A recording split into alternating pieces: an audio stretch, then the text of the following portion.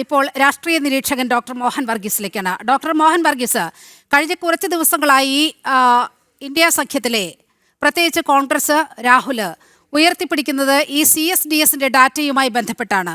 മഹാരാഷ്ട്ര തെരഞ്ഞെടുപ്പുമായി ബന്ധപ്പെട്ട് CSDS പുറത്തിറക്കിയ ഡാറ്റകളിൽ വലിയ വൈരുദ്ധ്യമുണ്ടെന്നും തങ്ങൾക്ക് തെറ്റുപറ്റിയെന്നും CSDS മേധാവികൾ പറഞ്ഞു വെക്കുകയാണ്. അപ്പോൾ ഈ വോട്ട് ചോരി ആരോപണം എന്ന് പറയുന്നത് അതിനെ സംശുദ്ധമായ ഒരു പ്രക്രിയയെ കാണാൻ കഴിയുമോ? കാരണം തെറ്റായ ചില ഡാറ്റകളുടെ അടിസ്ഥാനത്തിൽ രാജ്യത്തിൻ്റെ പ്രതിപക്ഷ നേതാവ് തന്നെ രാജ്യത്തിനെതിരെ, തെരഞ്ഞെടുപ്പ് സംവിധാനത്തിനെതിരെ ഇങ്ങനെയൊരു ക്യാമ്പയിൻ നടത്തുന്നത് ശരിയാണോ?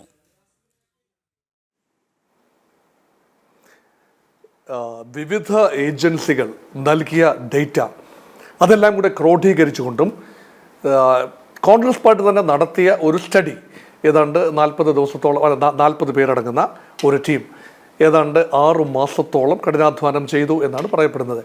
അങ്ങനെ ജനറേറ്റ് ചെയ്ത ഡേറ്റ, ആ ഡേറ്റാ ബേസിൻ്റെ ഒരു ഭാഗമാണ് centre for study of development societies CSDS നടത്തിയ സർവേ. ആ സർവേ മഹാരാഷ്ട്ര തിരഞ്ഞെടുപ്പ്, ഇവിടെ രാഹുൽ ഗാന്ധി പറഞ്ഞത് 3 സംസ്ഥാനങ്ങൾ, കർണാടക സംസ്ഥാനത്തെ ചില സീറ്റുകൾ, ഹരിയാന സംസ്ഥാനത്തെ നിയമസഭാ തിരഞ്ഞെടുപ്പ്, മഹാരാഷ്ട്ര സംസ്ഥാനത്തെ നിയമസഭാ തിരഞ്ഞെടുപ്പ്, ഇതെല്ലാമാണ് ഫോക്കൽ പോയിന്റായി വന്നത്. അതുകൊണ്ടൊരു ഓൾ ഇന്ത്യ നറേറ്റീവ് കൊടുക്കുകയാണ്. കർണാടകത്തിലെ ഒരു മണ്ഡലം സാമ്പിളായി എടുത്തുകൊണ്ട്, മഹാദേവപുര മണ്ഡലം സാമ്പിളായി എടുത്തുകൊണ്ട് അവിടെ 1,250,000 വോട്ടുകൾ തീർച്ചയായും അത് തെറ്റായ രീതിയിൽ ആഡ് ചെയ്യപ്പെട്ടു.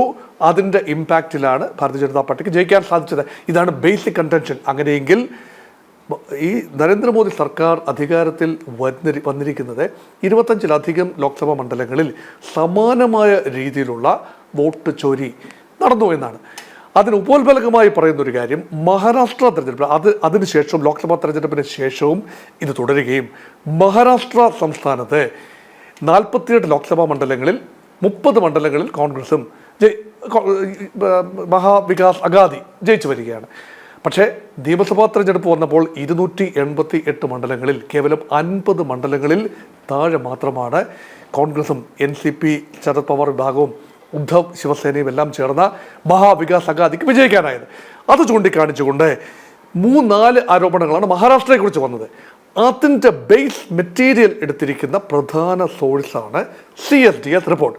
കോൺഗ്രസ് പാർട്ടിക്ക് ബൂത്ത് ലെവൽ ഏജൻസ് നൽകുന്ന ഒരു റിപ്പോർട്ടുണ്ട്, ബൂത്തിൽ ഇരുന്ന ആളുകൾ നൽകുന്ന റിപ്പോർട്ടുണ്ട്. കോൺഗ്രസ് പാർട്ടിക്ക് ശക്തമായ സംഘടനാ സംവിധാനമുള്ള, അതുപോലെ ശിവസേനയ്ക്ക് സംഘടനാ സംവിധാനമുണ്ട്, ഇതെല്ലാം ഉണ്ട്, അത് മറക്കുന്നില്ല. അതേസമയം ആധികാരികമായി, സാധാരണഗതിയിൽ ആധികാരികമായി കാണേണ്ട ഒന്നാണ് CSDS റിപ്പോർട്ടുകൾ. കാരണം അത് ലോക് നീതി ഒക്കെ സാമാന്യ വിശ്വാസ്യതയുള്ള സർവേ ഏജൻസികളാണ്. അതിൻ്റെ തലപ്പത്തുള്ള കോ ഡയറക്ടർ ആണല്ലോ സഞ്ജയ് കുമാർ ഒരു അഡ്മിഷനുമായി രംഗത്ത് വരികയാണ്. ഞങ്ങളുടെ ചില മണ്ഡലങ്ങളിലെ ഞങ്ങളുടെ നിഗമനം തെറ്റിപ്പോയി. 2 മണ്ഡലങ്ങളിൽ 40%-ലധികം വോട്ട് വ്യത്യാസം വന്നു. അതായത് ലോക്സഭാ തിരഞ്ഞെടുപ്പിനേക്കാൾ 40% വോട്ട് കുറവായിരുന്നു നിയമസഭാ തിരഞ്ഞെടുപ്പിൽ. അത് 2 മണ്ഡലങ്ങളുടെ കാര്യത്തിൽ. മറ്റ് 2 മണ്ഡലങ്ങളുടെ കാര്യത്തിൽ ഏതാണ്ട് 36% വോട്ട് കൂടിയിരിക്കുന്നു. ലോക്സഭാ തിരഞ്ഞെടുപ്പിന് ശേഷം 36% വോട്ട് കൂടിയിരിക്കുന്നു മറ്റ് 2 മണ്ഡലങ്ങളിൽ. ഇങ്ങനെ 4 മണ്ഡലങ്ങളിൽ വലിയ രീതിയിലുള്ള ഡേറ്റ എൻട്രിയിൽ വന്ന ഇറർ, അല്ലെങ്കിൽ അത് ഇവാലുവേറ്റ് ചെയ്തതിൽ വന്ന ഒരു പിശക് അദ്ദേഹം വളരെ കാര്യമായി അത് ട്വീറ്റ് ചെയ്തു. ആ ട്വീറ്റ് പിന്നീട് അത് മായ്ച്ചു കളഞ്ഞു. പക്ഷേ അതിനുള്ളിൽ തന്നെ കോൺഗ്രസിൻ്റെ പവൻ ഖേര ഉൾപ്പെടെയുള്ള ആളുകൾ അത് റീട്വീറ്റ് ചെയ്യുകയും ഷെയർ ചെയ്യുകയും എല്ലാം ചെയ്തു. അവസാനം ഇപ്പോൾ X പ്ലാറ്റ്ഫോമിൽ അതൊന്നും തന്നെ അവൈലബിൾ അല്ല. അതിനർത്ഥമെന്ന് പറഞ്ഞാൽ there was an open admission from the surveyors, survey ചെയ്ത ആളുകൾ. അത് പ്രധാനമായും സഞ്ജയ് കുമാറാണ്. അപ്പം സഞ്ജയ് കുമാറും ടീമും പറയുന്നു, ഞങ്ങളുടെ സർവേ പൂർണ്ണമായി ആധികാരികമായി കാണാനാവില്ല. പക്ഷേ ഇതിനകത്തൊരു റൈഡർ കൂടിയുണ്ട് നീലിമ. അതായത് എല്ലാ മണ്ഡലങ്ങളിലും 288 മണ്ഡലങ്ങളിലും സർവേ നടക്കുന്നു. അതുപോലെ 48 ലോക്സഭാ മണ്ഡലങ്ങളിലും സർവേ നടക്കുന്നു. അതിൽ ചില മണ്ഡലങ്ങളിൽ ഗ്ലെയറിംഗ് എറേഴ്സ് അല്ലെങ്കിൽ ഒമിഷൻസ് സംഭവിച്ചു. ഇതിൽ ഞങ്ങൾ ഖേദിക്കുന്നു എന്ന രീതിയിലാണ് അഡ്മിഷൻ വന്നത്. അതുകൊണ്ട് മറ്റു മണ്ഡലങ്ങളുടെ ഒരു നിഗമനങ്ങൾ ശരിയാണോ? ഇനി അതെല്ലാം ഉൾപ്പെടുന്ന ഡേറ്റ രാഹുൽ ഗാന്ധി എടുക്കുന്നു. വോട്ടിംഗ് അവസാനിച്ച സമയവും വോട്ടെണ്ണൽ സമയത്തിനും ഇടയിൽ 8% വോട്ടാണ് മാറ്റം വന്നിരിക്കുന്നത്. അതൊരാരോപണം. മറ്റൊരാരോപണം എന്ന് പറയുന്നത് ഏതാണ്ട് 1 കോടിയിൽ പരം voters R added in 5 months time. അതായത് 5 വർഷം കൊണ്ട് വർദ്ധിച്ച നമ്പറിനേക്കാൾ കേവലം 5 മാസം കൊണ്ട് വർദ്ധിച്ചു. ഇങ്ങനെയൊക്കെ പറയുമ്പോൾ പോലും രാഹുലിന്റെ ആ വിവാദമായ വാർത്താ സമ്മേളനത്തിൽ ചില വ്യക്തികളെ കാണിച്ചുകൊണ്ടായിരുന്നു ഇവർ കള്ള വോട്ട് ചെയ്തതാണ്, ഇവർ വ്യാജ വോട്ടർമാരാണ് എന്നുള്ള രീതിയിലൊക്കെ പ്രതികരണങ്ങൾ വന്നത്. അപ്പോൾ തന്നെ കർണാടകയുമായി ബന്ധപ്പെട്ട് ഇങ്ങനെ വ്യാജ വോട്ടർമാരാണ് എന്ന് ചിത്രീകരിച്ച് രാഹുൽ ആ വാർത്താ സമ്മേളനത്തെ ചോദ്യം ചെയ്തുകൊണ്ട് അതേ യഥാർത്ഥ വോട്ടർമാർ രംഗത്ത് വരുന്ന സാഹചര്യമുണ്ടായി. ഇപ്പോൾ ഏറ്റവും ഒടുവിൽ അങ്ങ് പറഞ്ഞു മഹാരാഷ്ട്രയുടെ കാര്യം മാത്രമല്ല, ബീഹാറിൽ 2 വ്യക്തികളെ കേന്ദ്രീകരിച്ചുകൊണ്ടായിരുന്നു രാഹുൽ പ്രധാനമായും ഈ ക്യാമ്പയിൻ തെരഞ്ഞെടുപ്പ് കമ്മീഷനെതിരെ നടത്തിയത്. അതിൽ വളരെ കൃത്യമായി പറയുന്നുണ്ട്, ഇത് പറഞ്ഞ് പഠിപ്പിച്ച പ്രകാരം പറയേണ്ടി വന്നു.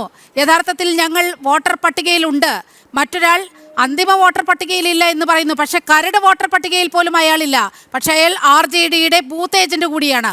അപ്പോൾ ഇങ്ങനെയുള്ള കള്ളങ്ങൾ പറയുമ്പോൾ അത് ചോദ്യം ചെയ്യപ്പെടില്ലേ സ്വാഭാവികമായും? സ്വാഭാവികമായും ചോദ്യം ചെയ്യപ്പെടും നീലിമ. കാരണം ഇവിടെ ഒരു ലാർജർ പിക്ചറാണ് ശ്രീ രാഹുൽ ഗാന്ധി വരച്ച് കാട്ടാൻ ശ്രമിച്ചത്. ഒരു ലാർജർ പിക്ചറാണ്. ഇലക്ഷൻ കമ്മീഷന്റെ വിശ്വാസ്യത നഷ്ടപ്പെട്ടിരിക്കുന്നു.